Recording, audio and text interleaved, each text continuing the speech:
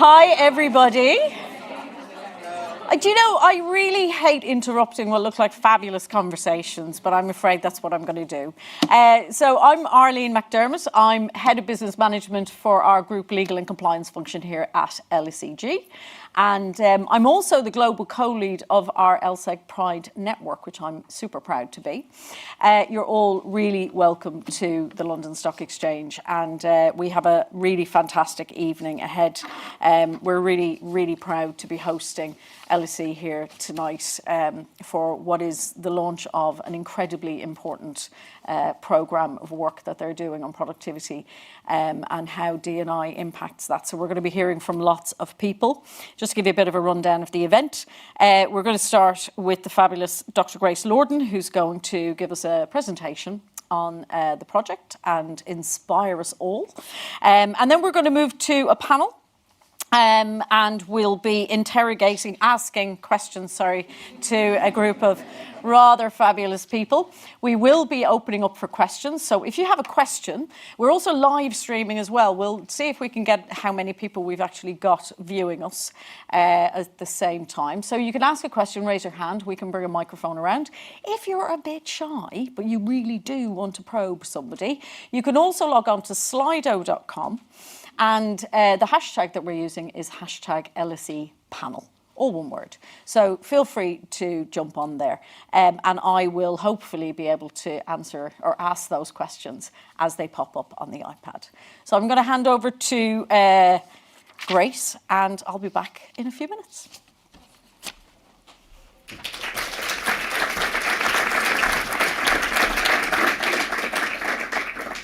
Well, first, thank you everybody for coming this evening. It's absolutely fantastic to see people in person. I'm still doing a lot of online events, so I really still get a kick out of meeting everyone in person.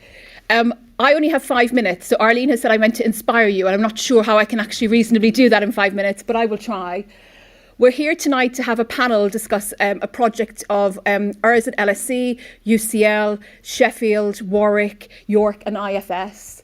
Diversity and productivity from education to work. And this is sponsored by the Economic and Social Research Council, and it also benefits very kindly from data that's donated to us by City Investment Bank. And what I'm going to do tonight is give you an overview of what we're doing, and I'm doing that hoping that I'll get you interested, that some people in the room will want to get involved in the project, because this is a project that will involve live professionals like you, companies like you, and there's no fee asked for this, but just some of your time so that we can actually advance some of our understanding about diversity and productivity. So what I also would like to think about tonight is, what do the questions that we're asking mean for the current period of disruption? And I ask you that because I get asked it a lot, so I'm planning on stealing some of your answers when I go to my next event. But it is something that's really relevant. So we're interested in diversity and productivity. We're interested in finding the link, but more than that, mobilizing diversity within companies so that it actually does lead to productivity boosts in the way that it should when we don't have conformity. And now we have this big technology disruption in the labour market. And I guess it would be wonderful if you could reflect tonight on what does this actually mean for the questions that we're asking, and ask us and be critical and push us to do research that's going to be relevant when we come out of this next phase of the fourth industrial revolution. So to give you an overview of what we're doing, I think we kind of think of the project as being split into two parts. So the first is, what is the relationship between diversity, inclusion and productivity? And within this, what we're really interested in doing is looking at the firm level, looking within the firm to get people working better together, and also going to individuals and figuring out what they believe makes them much more productive when it comes to their headwinds and tailwinds. There's 6 questions that we're going to be considering. The first is, at what levels of seniority and across which occupations is diversity strongly linked to productivity? And the second, to what extent is organisational inclusion necessary to reap the gains from diversity?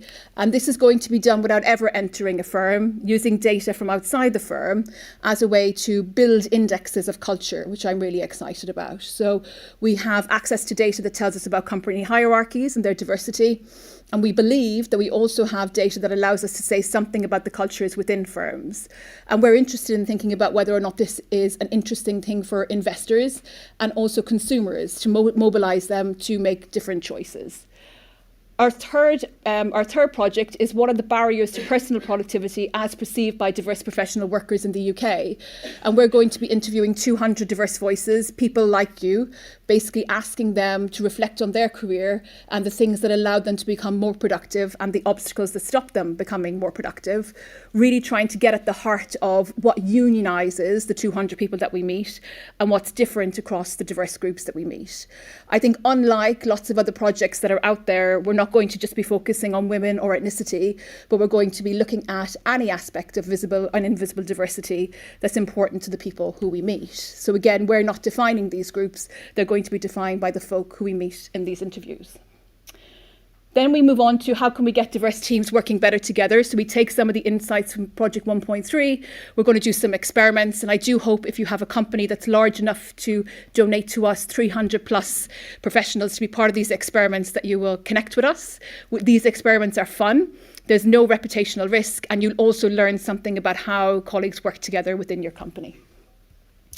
Then we think about how does occupational mismatch across diverse groups affect individuals and firm level productivity. So thinking about when people actually have certain levels of education that allows them to be qualified for particular jobs, whether or not they're ending up in the jobs that they should. So for example, it's known that women from lower socioeconomic status have greater occupational mismatch as compared to men of higher socioeconomic status. So again, thinking about these comparisons. And last, we'll think about how is individual productivity affected by diversity among colleagues.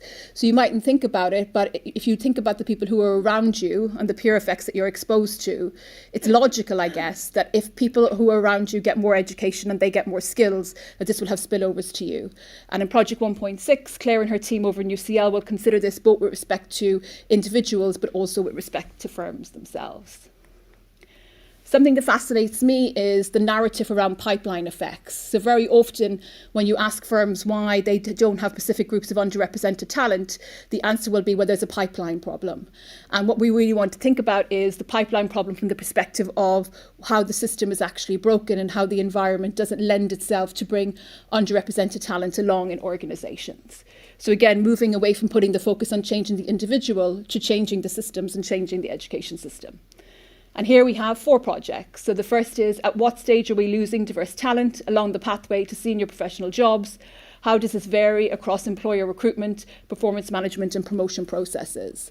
So if you're in an organisation and you see people leaving around the middle of their career, which happens a lot for underrepresented talent, this project is one that will speak directly to you. So what are the different changes that you could actually make to the systems that you have in order to retain that talent and make sure they get to the top of the organisation?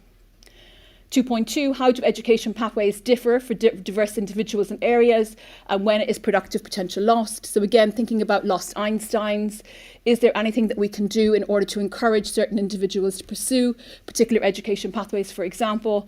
And again, thinking about if we can open up education pathways to specific jobs. So any of you who are in organisations that have moved away from looking at particular degrees or particular universities and hiring towards task-based assessments, what you're doing really speaks to Project 2.2. 2.3, what drives mismatch in higher education course choices for diverse students, and what can education policy do to reduce these inequalities? So again, thinking about what can systems within the education system do in order to address asymmetric information for people who are underrepresented in organisations in order that they make different choices in the education system. And the final is, can elevating constraints and subject choice generate greater diversity in education pathways, with a big focus on economics? Now, you can judge for yourself. We have a lot of economists who are on the project, so maybe we're biased towards economics. And I have Arlene, who's leading this project, sitting here in the audience, so he is very happy to take questions. But again, thinking about that pivotal moment when children are around 15, 16 years of age, making choices about the A-levels that they will study, making choices about their university degrees, and whether or not we can give them some information that allows them make more informed choices about their future. So I read these 10 projects and I wonder if I'll ever have any time off in the next 3 years. But luckily, it's not just me doing all the work, which is absolutely fantastic. So the last thing I will leave you with before I pass you back to Arlene for the panel, again, is for a call for participation. Here we have QR codes and we have email addresses, but again, I'm going to be at the reception afterwards. Please just come up and ask. I'll take your email and I promise I will harass you until you say yes and you join the project. Do not worry, I will not let you forget, but we would absolutely love to have you involved. So I will leave with you to say thank you to you, but also thank you to the London Stock Exchange and Arlene for hosting this event. As an academic on a very tight budget, I'm always very excited to have free events hosted. So the London Stock Exchange are putting the bill. So thank you, Arlene, for that.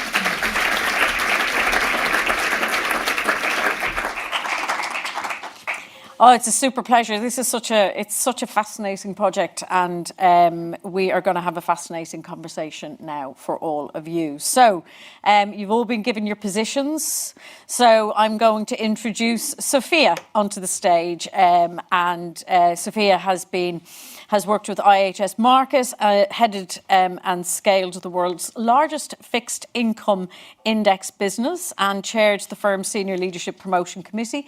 Katherine Gansallo is our very own D&I director, and in her career had founded a coaching consultancy specialising in career development. We've got Dawid next, although you are on the end. Get the right position. The microphones are numbered. This is what this is. This is what the coordination is all about. Dawid is an entrepreneur in financial services and has co-founded the 10,000 Black Interns, which, as the name suggests, is placing 10,000 young, talented Black graduates in firms across 24 sectors in the UK. And last but by no means least, Stephen, who is Chief Executive of Sky UK in Ireland, and who will be reaping, no doubt, the rewards and benefits of this research programme. So I'm going to come and join you. Round of applause.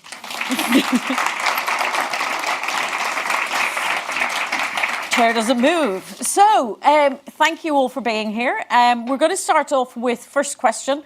We're going to give you all also a little bit of a chance to tell us a bit more about you and why you've gotten involved in this and why you're here. But obviously, this project is working on the premise that diversity is good for business. So that's pretty much where we start. I want to just ask each of you to tell us and just choose what you think are the most useful aspects of the project. I'm going to go down the line. So, Sophia, I'm going to start with you. Yeah, first of all, thank you very much for having us here. Lovely to meet everyone. I personally strongly believe that you can't change what you don't measure. And I loved what Grace and the team are planning to do, which is to collect data, cleanse data, and introduce verified data sets to us and to the markets to be used for a multitude of purposes and reasons. As a female in financial services, and I started my career in early 2000 before fintech boomed and private equity was, very attractive. It's challenging. And I think that a lot of the measures and the statistics that are being published at the moment around non-decision-making roles in businesses, whether it's advisory, whether it's board positions, whether it's supporting roles. And I love the fact that there is more emphasis on purely decision-making roles that can make a difference in how a company is performing. I also think that it's a lot easier for younger companies. If you're a startup with a handful of employees, given how topical this is today, and I think that hardly anyone in business, debates whether diversity is good for business and for the flow of capital. It's easy or easier to introduce a diverse working environment and a culture that allows for this to flourish, whether this is via core values or a number of operating principles. But it's harder for more mature companies, particularly in financial services, which is the sector that I grew up in. And a lot of concentrated effort and data is needed for us to make this change. So I applaud the efforts, and I think that's great. Yeah, absolutely. And we know that it's that what you measure, you manage, right? Absolutely. And Katherine, just coming on to you, same question really about the most useful aspects of the project, and especially in your role in D&I, and I've got a role in the Pride network here at LSEG. Do we still have to prove that case? Do we still have to prove that diversity is good for business? Yes and no. So the truth is that we know that diversity is good for business, but when factors like finance and money and time come into the matter, suddenly we're having a conversation. And I saw some nods, so I don't think that anyone's really surprised by that. So yes, we know that it's good for business, but then when we start thinking about the bottom line or we start thinking about other things that we need to do, suddenly I see it shifting further and further down the list of things we want to do. For me personally, I'm really excited because we talk about data at LSEG a lot. Our data isn't great, I'll be really candid with you guys, but we are working and trying to get it better. But we want our diversity and inclusion strategy to be data-led. So there are a whole bunch of assumptions and things that we know that we make around women, bias, stereotypes, etc. But it's better to actually be able to pinpoint that. So I'm really excited to see that. One of the things that made me think about is that, are we losing women before they get to senior management, right? We know that for a fact. But the thing is, the question is, are we losing them because we're not promoting them when we should? Are we overlooking them, or is it because we're not providing the right opportunities? What is the reason for that? Like, for me, there's the question around that. I also found the education piece really interesting because, like Sophia, I grew up in the financial services sector of working. And then it just became, in fact, I remember very clearly, I come from an African household. And I didn't get into a Russell Group university. And the reaction when I said where I was going, where are you going? And I remember I said it quietly as well. I said, Loughborough. Where's that? And I was like, it's near Leicester. And they were like, okay. I also wasn't doing the stereotypical law, engineer or doctor either. I was just disappointing on multiple levels. But so what that meant as well is around what direction do you go to? What kind of impact does that have is all really interesting for us to see. Because having said that, I then went to a uni where the push for what are you going to do after university was huge. And we had loads of opportunities about industrial placements and working in business and the importance of that I don't know that if I went somewhere else would have matched up. But at the time, I was feeling very behind in what I was doing. Yeah, brilliant. Stephen, Chief Exec of Sky UK, Ireland, Group Chief Commercial Officer, you're definitely a customer of this research, I would imagine. And love Sky Glass, by the way. Thank you very much. And had to say it. Thank you very much. Tell us about, for you, in your position, what are you really looking forward to seeing coming out of the project? Yeah, look, I think you're going to find that the essence of what everybody's going to answer is data. And by virtue of the fact that we're sitting here and reading those questions, we probably have a lot more to do than we think we do. And running a big business, I think the question as to whether it's unequivocally good for business or not. Yeah. I argue it is, but there are still businesses out there that don't, because you articulated that businesses will get to the bottom line and go, do we take a risk on hiring people and retraining them, or do we hire somebody who's already got the skill? These things are still real questions that real businesses grapple with, every day of the week. And until we get more data, until we get the right data to be able to make those arguments so that we push through this period and we do change businesses so that it becomes a no-brainer for chief executives or hiring managers to bring people into the organization or grow them through the organization, we won't get there. And so, this is, I think, another step on the road to building the bank of data that business decision makers, need to have in order to do that. Absolutely. And Dawid, I know you've all had this question, and I know I'm changing it slightly, but I'm interested in kind of the ebb and flow of this data and how it's going to really help people. And your project which sounds incredible. Do you think it'll make it easier to place more people from underrepresented groups? Because you're obviously having to do that very deliberately with the 10,000. No, I think so, for sure. And by the way, thank you so much for inviting me. I think I've been obsessed with talent pipeline for forever. My own story, I use this metaphor sometimes, is the idea of a hose pipe.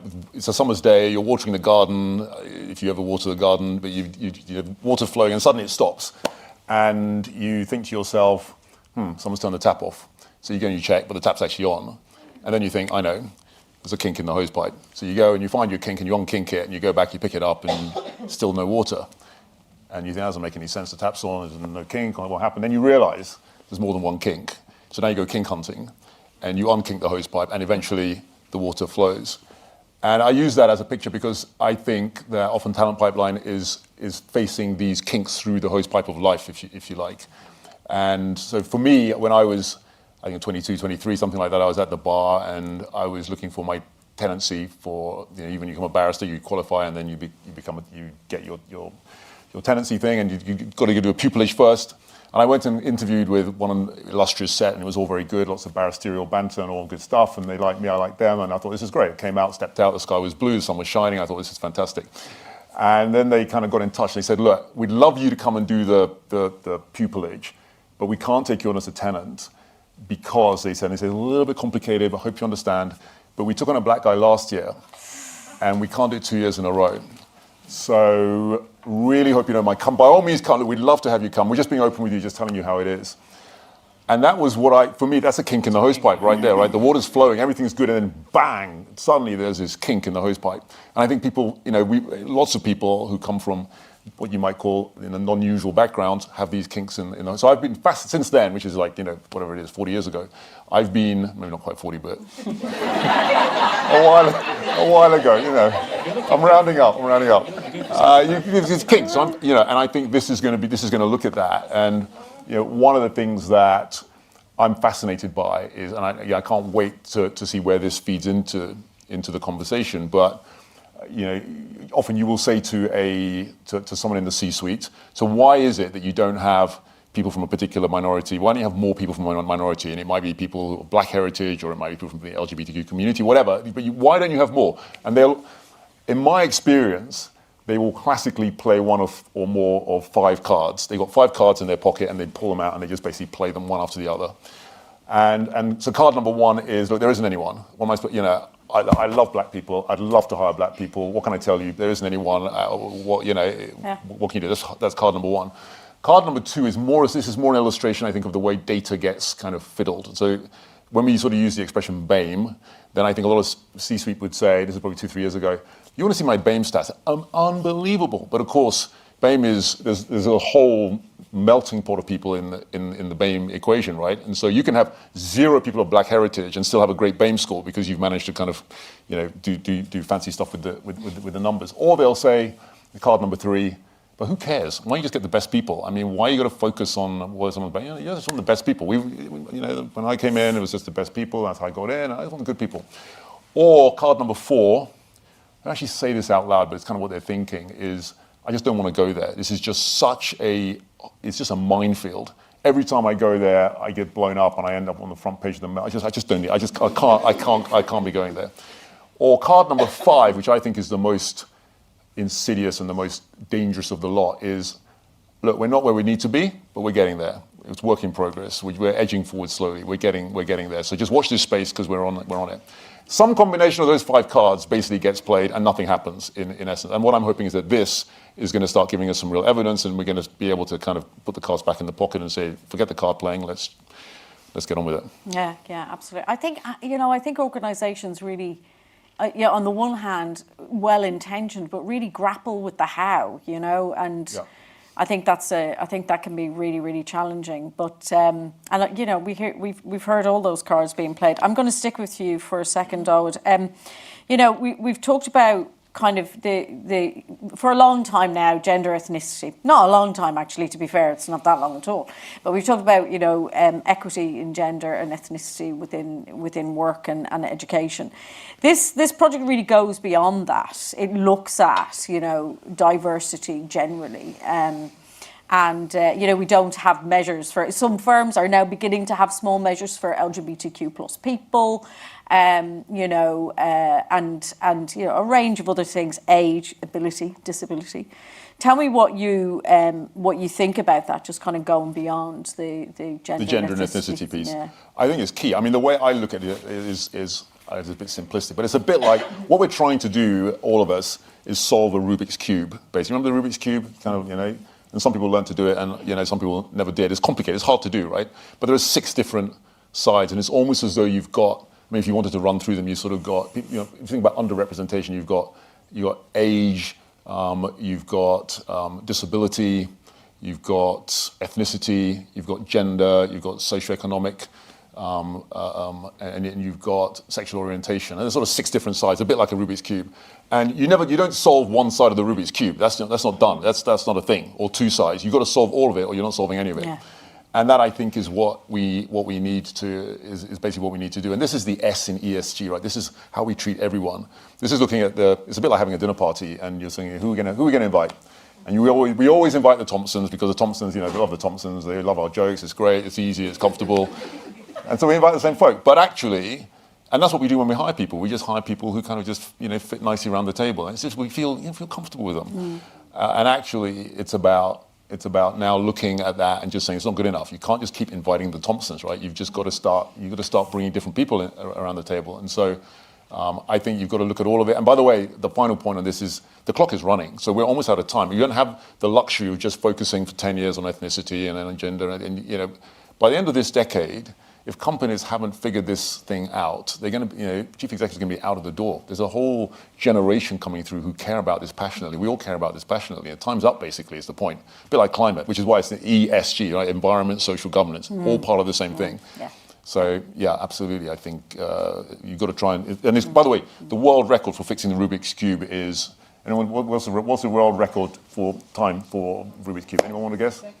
3 seconds. 4.27 seconds, right? So it can be done. This thing can be done, right? And it can be done quickly. But it comes with practice, and it comes with skill, and it comes with learning, and that sort of stuff. So this stuff can be done. Absolutely, absolutely. And it's, I love the point that you make about the pipeline, the generation, coming into the workplace, because we know that, we're going to start seeing more people who are neurodiverse coming into the workplace. Sure. And we need to be ready. We're going to see more people who are, gender expansive coming into the workplace. We need to be ready for it, because, like I say, and I agree. I think businesses will struggle if they're not ready, and adapted. Thank you for that, Katherine. I'm going to come to you next. So the project is going to be looking at headwinds and tailwinds that impact productivity and diverse colleagues in industry. Just with your role in D&I, what kind of predictions do you make that the report might contain? I think it will be interesting to see the progress that we've made.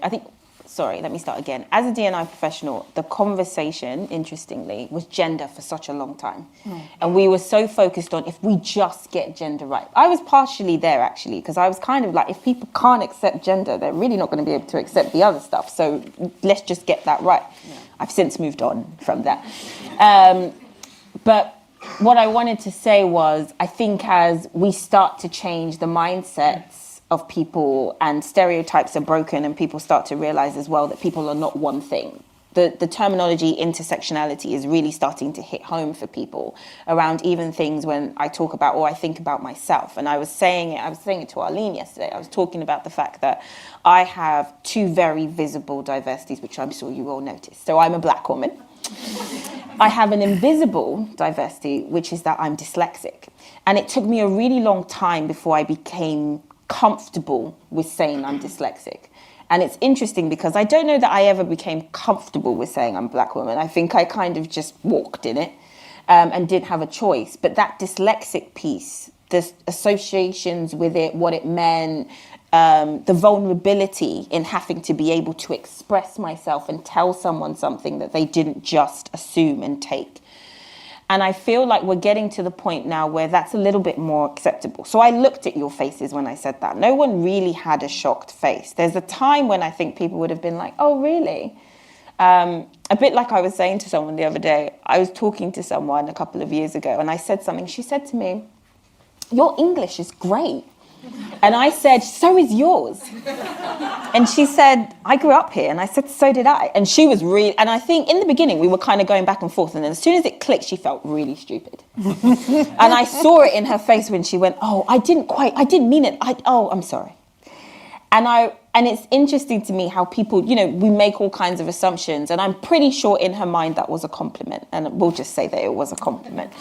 And I think that some of the headwinds that we'll see is that people start to recognize that people are not one thing. And so therefore it's important that we understand people. You know, I work in diversity and inclusion, and so I spend a lot of time talking about the underrepresented group. And sometimes it feels like it's a divide. It's a group of people that people say, oh, but I can't relate.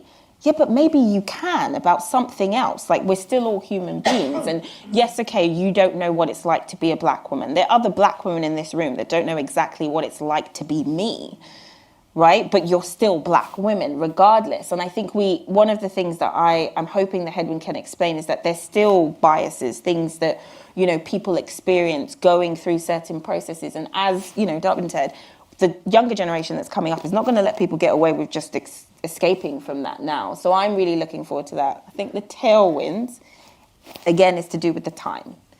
There isn't as much time. The expectations around we should be further on the journey. The things that are still happening, from the George Floyd to other situations that are happening, let us know that every day. You know, I went to the Women in Finance Charter and we were still talking about how someone said she's not the right man for the job. Like, comments are still being made, irrespective of how far down we are. And to be honest, you know, even as someone who works in D&I, I still tell people that I have to adjust my mindset.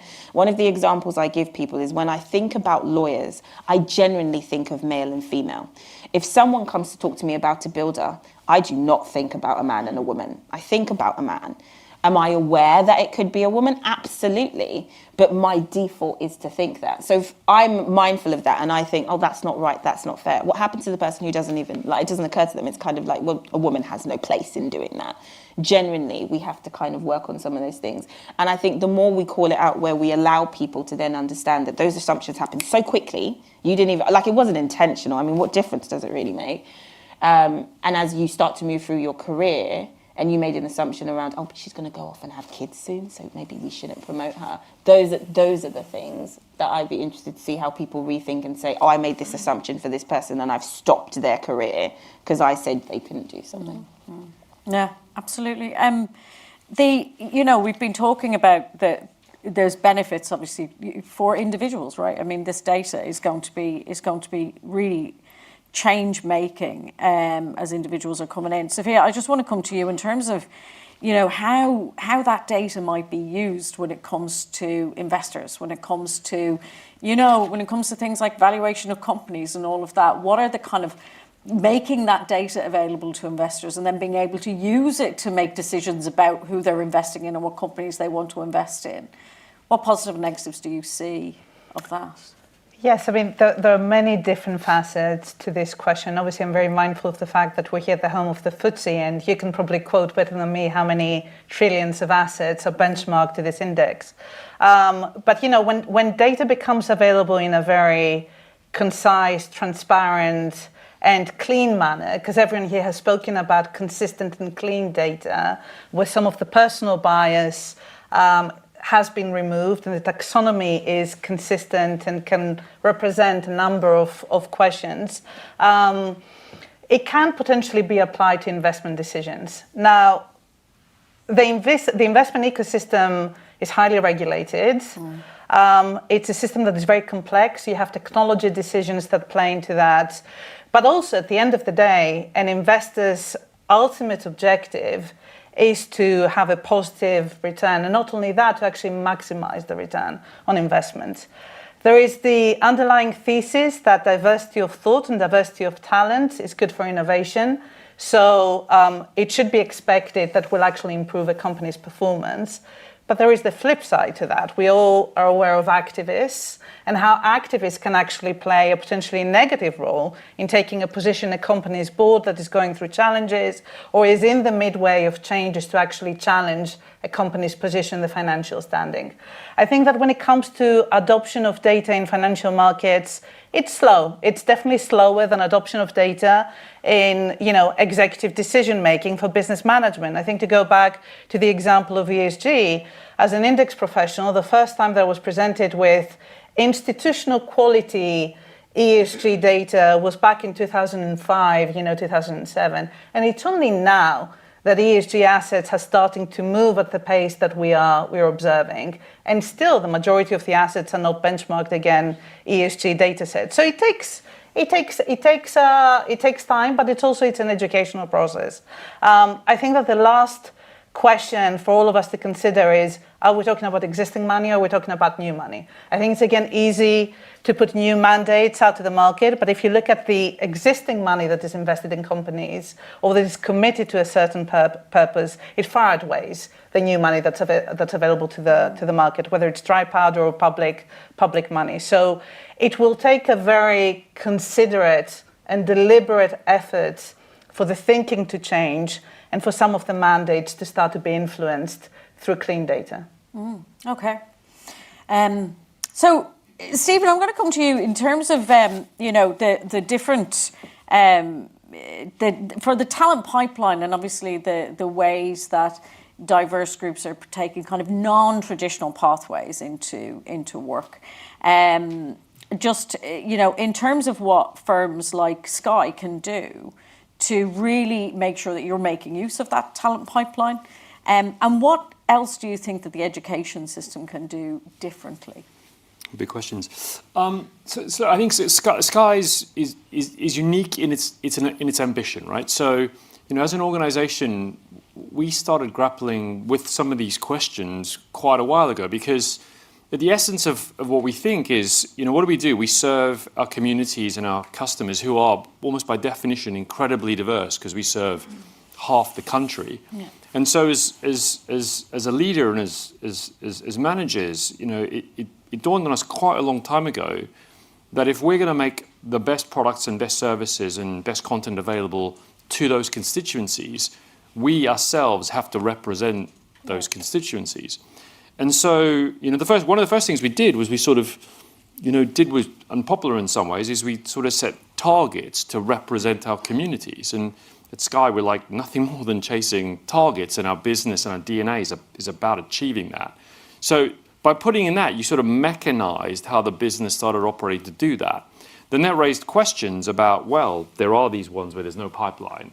And so the answer is if there's not a pipeline, let's sort of create our own. So let's bring people into our organization who might not have had the education, but let's bring them part of an organization. I'll give you a good example in a minute, where we've hired people for their ambition and their innate skills and their value sets rather than their specific training. So, maybe you saw Chernobyl, great show, yeah. Sky co-pro with HBO.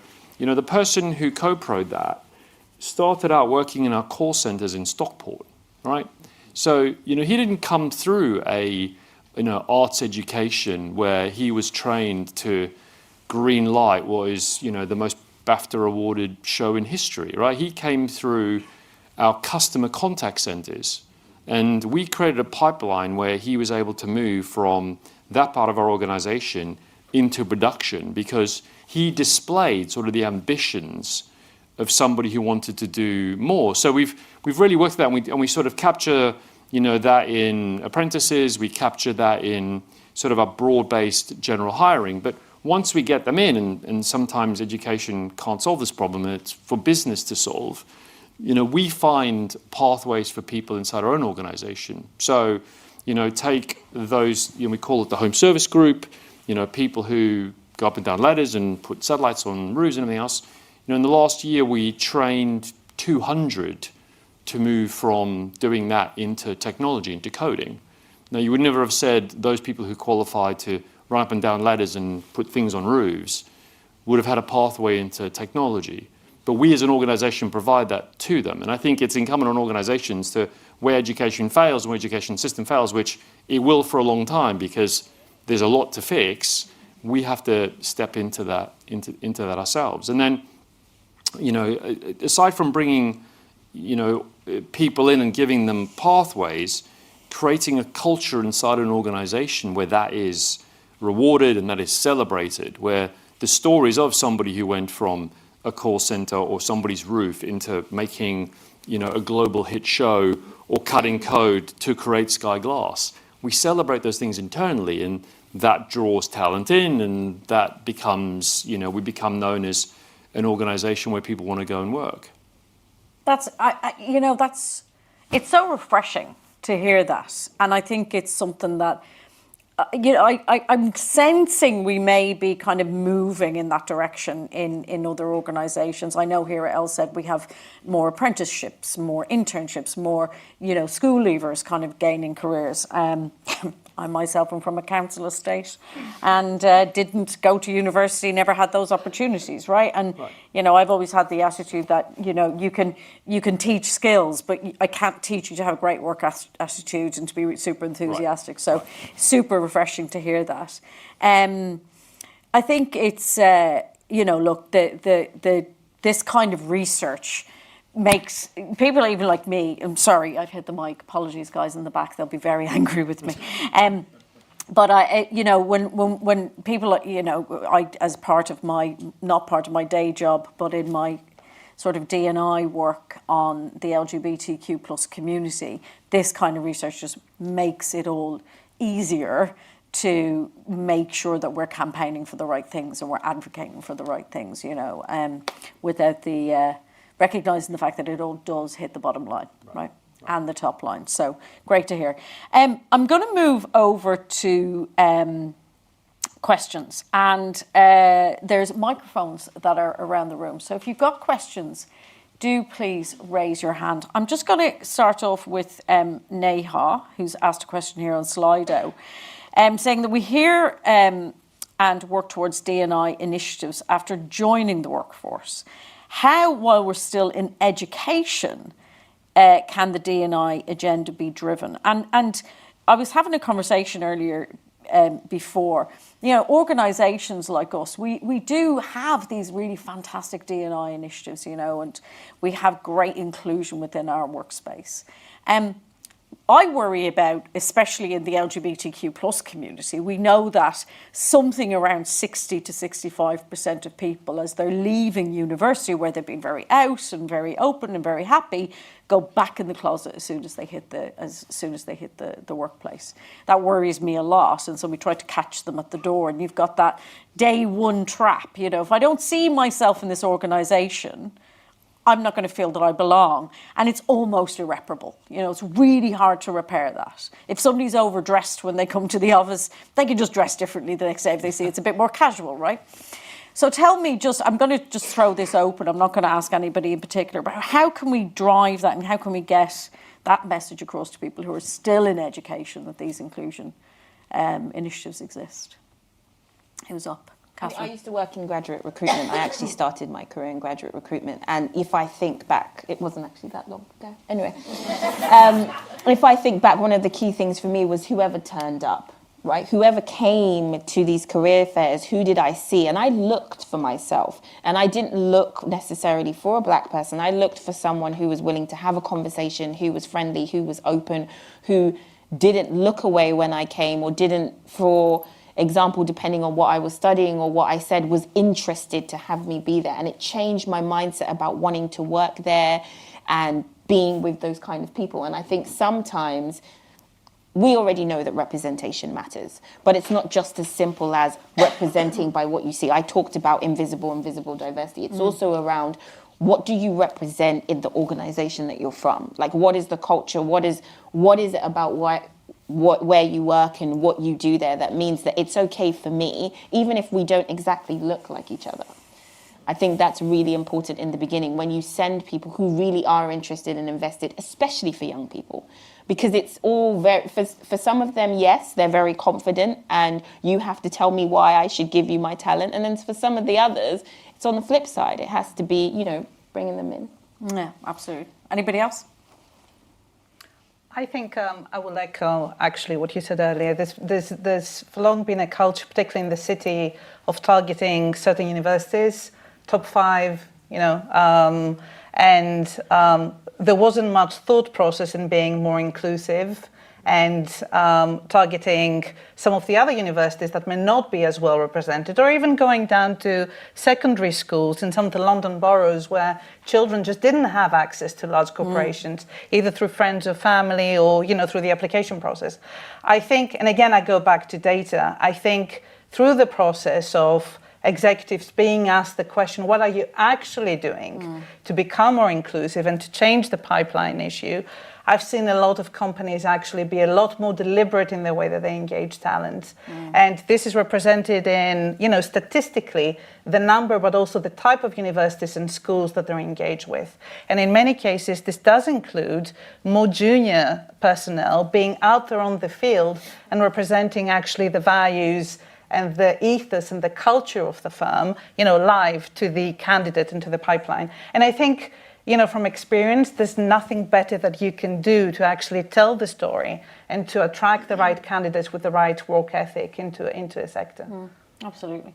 Maybe I'll just jump in quickly if I may. Just, the 10,000 interns program essentially goes into universities and says, if you are either of Black heritage or now we move into disability, so that's the other one, and we're about to add another sleeve next year. But essentially, we have an internship for you.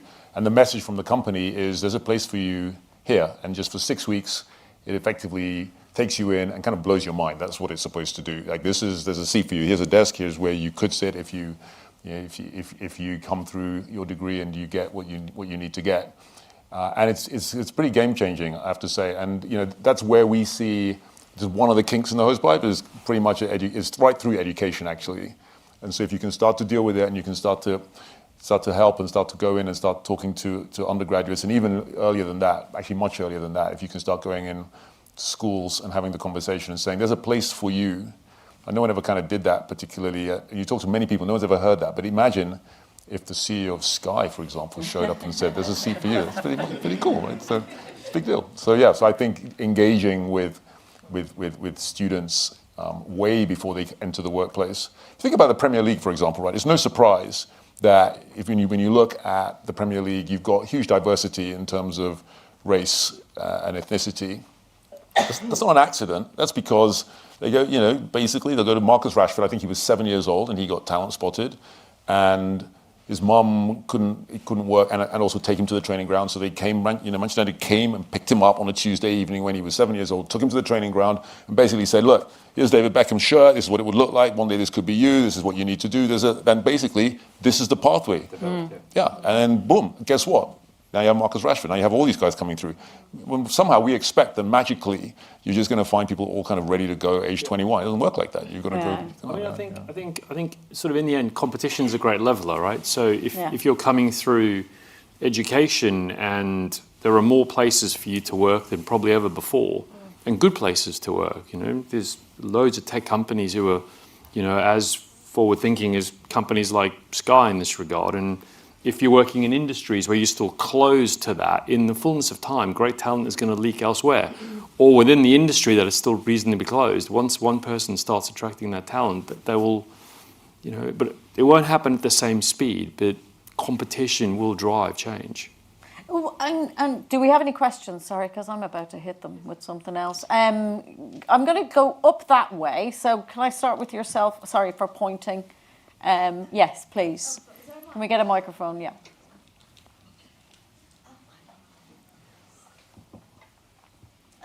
Do you want me to stand? Or? You can do whatever. I'll just sit down. Whatever makes you comfortable. So my name's Nargis McCarthy, and I chair Diversity in Pensions, which is a not-for-profit initiative in the pensions industry. And the rest of the time for my sins, I do PhD work, but I won't bore you with that. We're talking a lot about data, and one of the things that I hear a lot from pensions organisations is that they say that they don't have the data. But the point is that they don't actually want to collect the data. So how do you get organisations to want to collect the data in the first place? Because I always think, okay, you might be embarrassed, but at least if you've got the data, you can then make some change. There's no point not collecting it, but I don't know. I don't even know if that's actually a real question or if I've just said a load of rubbish. I mean, there's more and more things coming into the D&I world where people are requiring people to report more. And that's the point of that. It's to force people to take a look underneath. And you're absolutely right. It's embarrassing sometimes. And sometimes people need to be embarrassed, quite frankly, to be able to do things. Whether or not it should be mandatory, right, is the question around And I think research like this, that's the point of this, around this is what happens when you have the data, this is what it tells you, and this is what you can do. And I found that, you know, I work in the field of D&I. It's very emotive work. It's very, I mean, as far as I'm concerned, it started with corporate social responsibility and was kind of the right thing to do. So as we move into the conversations that we're having around productivity, it stopped being a morally good, looks good, right thing to do, and has become what you need to do, right? In order to be competitive, in order to have a position in the market, in order to make change, in order to be the next big thing, whatever that is, just in the same way that technology keeps advancing.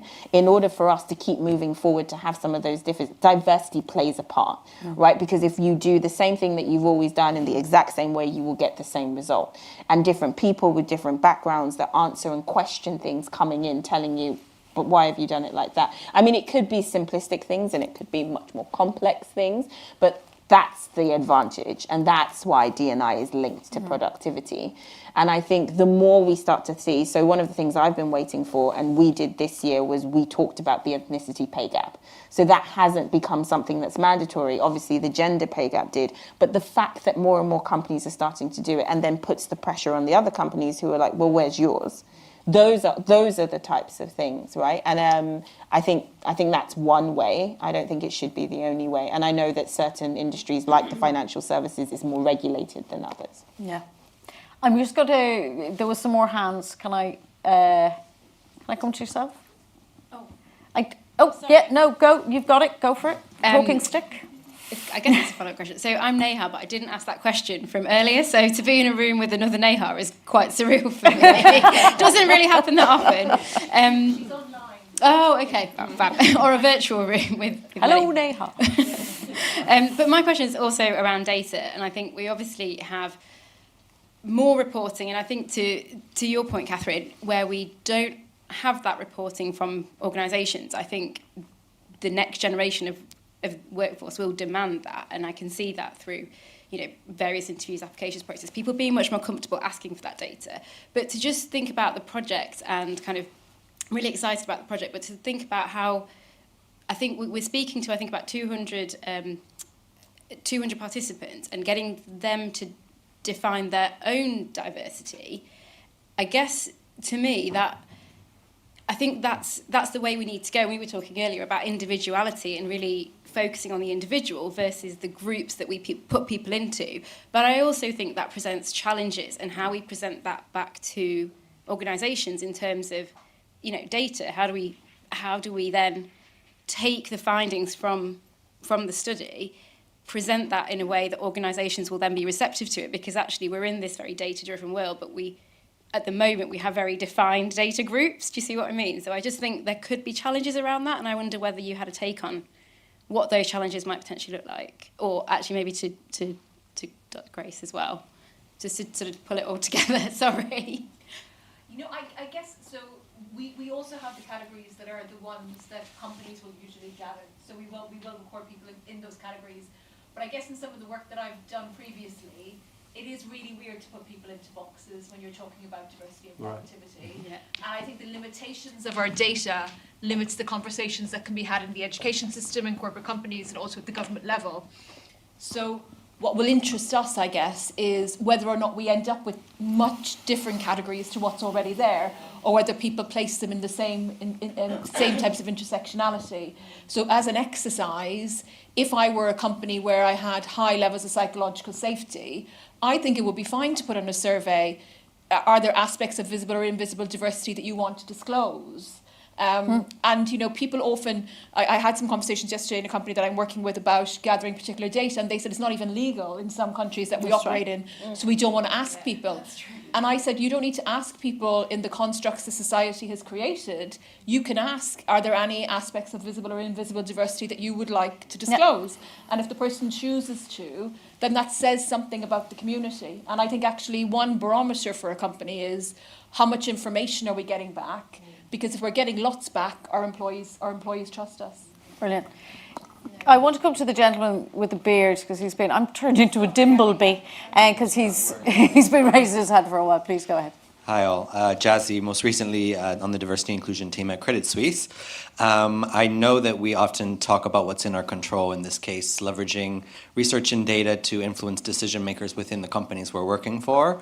But if we were to think broadly about the sort of systemic, sort of societal factors that may play against making some of those changes, if you had this sort of lovely research and dossier of data to present to a government that would listen, what would be the types of proposals you would ask them to do to benefit you in improving the diversity of your organizations?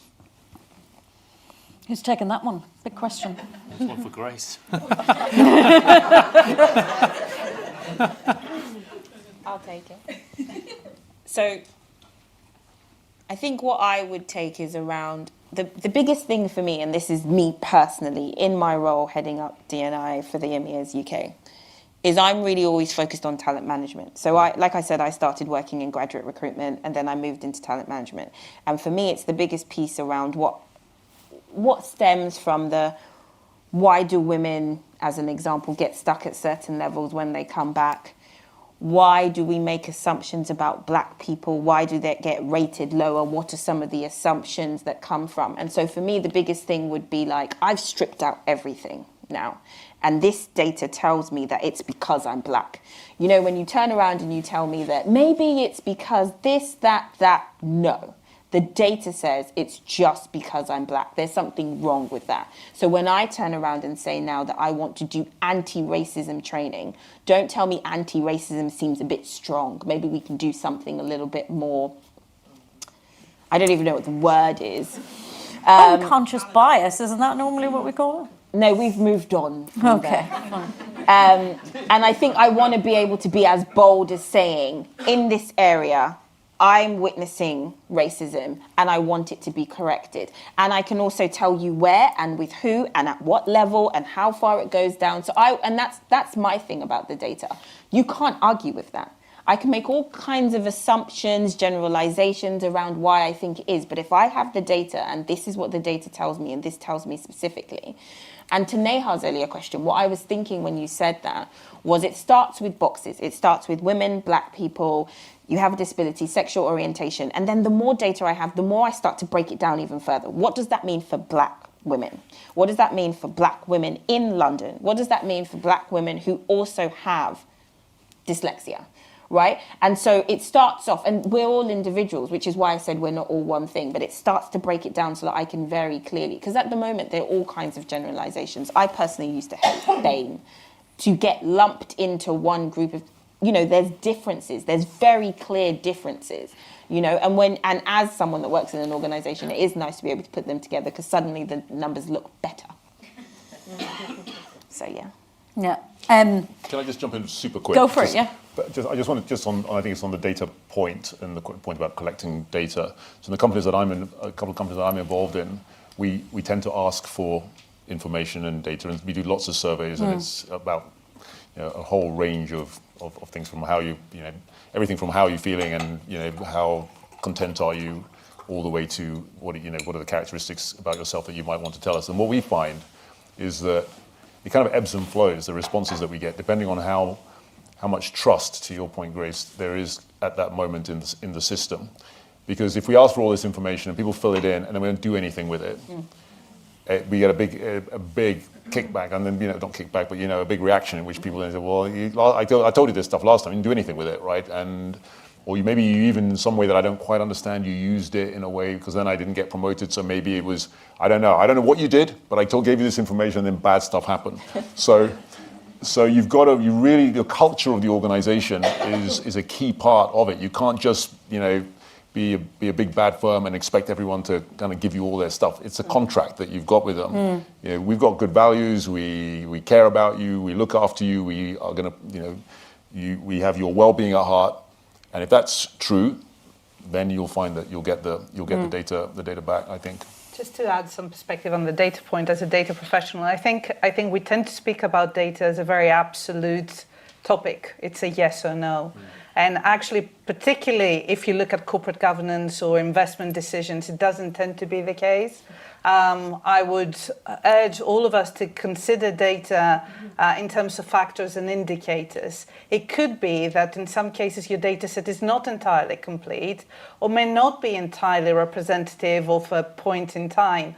But you'll see that there's huge indicative power in data sets that are collected en masse subject to a standardized methodology. And I think there's such a huge debate at the moment, whether it's from economical point of view, societal point of view around innovation and how to progress in the UK, both as an economy and also as a society. And I think that the indicative power of that data and some of the lessons learned can't be used in policy making. And that can influence, processes like changing the reporting of companies, something that we've seen in ESG and the transition to net zero and some of the changes there, all the way down to how investment decisions are being made in education or certain sectors. So I wouldn't see it as a yes, no, black and white kind of like answer. I think there's a lot more power to the data set that is going to be collected. Brilliant. Thank you for that. We're out of time and there's still drinks and even food outside, so I'm not going to keep you for that. Look, there's a question on here. I'll make sure Grace gets it and we'll see if we can answer it offline. I want to thank you all for participating, and I'd also like to thank our panel. It was really insightful. Thank you.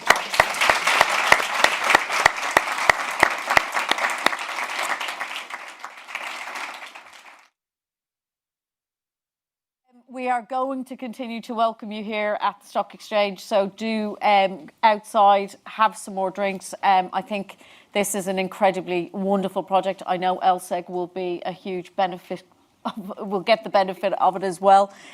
Grace, wonderful. I'm on your advisory board, so I'm there. But so thank you all for coming, and stay around for chats and networking afterwards. Thanks a lot.